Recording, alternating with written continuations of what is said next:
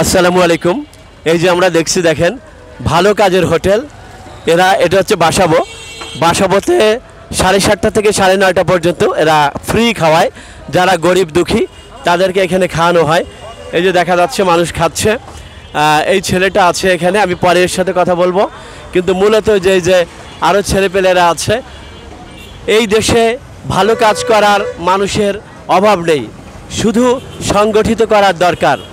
এবং দেখেন লাইন ধরে বসে আছে মানুষ, এরা খেয়েছে, কেউ কেউ খাবে। 7:30 থেকে শুরু হয়েছে, 9:30 পর্যন্ত থাকবে। আমি এই ভাইকে জিজ্ঞেস করব, ভাই আপনাদের এই মহৎ কাজের উদ্দেশ্য কি এবং কখন থেকে শুরু হলো, কোন কোন জায়গায় আপনারা এই খাওয়ার ব্যবস্থা করেন? আপনার নাম কি?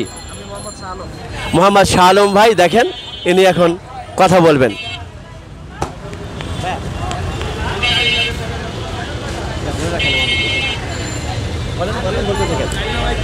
আমাদের এটা শুরু হয়েছে মূলত 2009 সালে।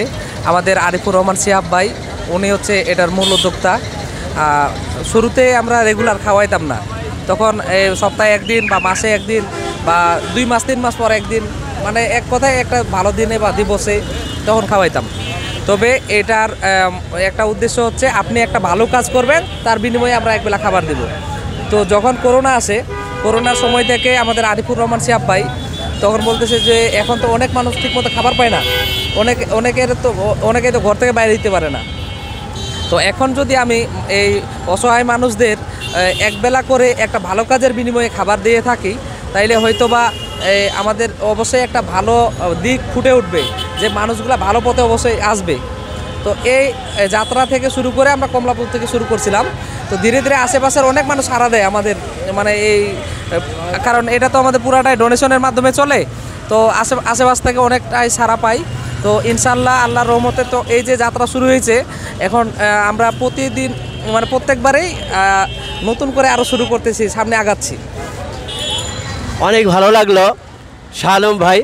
আমি জানতে পারলাম যে একটা ভালো কাজ করার বিনিময়ে একবেলা খাবার দেওয়া হয়, কিন্তু এরা যে কেউ ভালো কাজ করছে সেটা জানার কি উপায় আছে? আমাদের একটা প্রত্যেক দিন একটা ভলেন্টিয়ার এই যে গাড়ি থেকে নামে একটা খাতা নেই, এবং তার নাম, আপনার নাম কি, আপনার বয়স কত, এবং আজকে আপনি কি ভালো কাজ করেছেন, এটা আমরা লিপিবদ্ধ করি। এবং ওনাদের বলি যে আপনি যদি মিথ্যাও কথা বলে থাকেন, তাহলে কিন্তু আপনি কিন্তু এই খাবারের জিম্মায় থাকে গেলেন।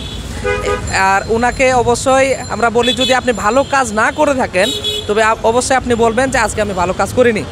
এই যে আপনি আজকে ভালো কাজ করেন, এই যে সত্যিটা বললেন, এটাও একটা ভালো কাজ।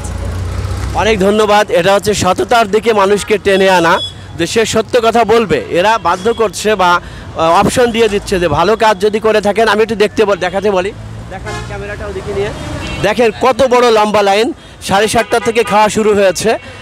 এখানে দেখা যাচ্ছে ভালো ভালো মানুষেরাও খেয়েছে। আমার ইচ্ছে হয়, খাবারের যে ঘ্রাণ আসছে, আমারও ইচ্ছে হচ্ছে যে আমিও খাই। তা যাই হোক, এখানে মূল বিষয়টা হচ্ছে ভালো কাজ করার বিনিময়ে সে খাওয়া পাবে। যে ভালো কাজ করবে বা করবে না, সেটাও এখানে খাতায় লেখা হয়, যে আপনি সত্য করে বলবেন যে আপনি কি ভালো কাজ করেছেন।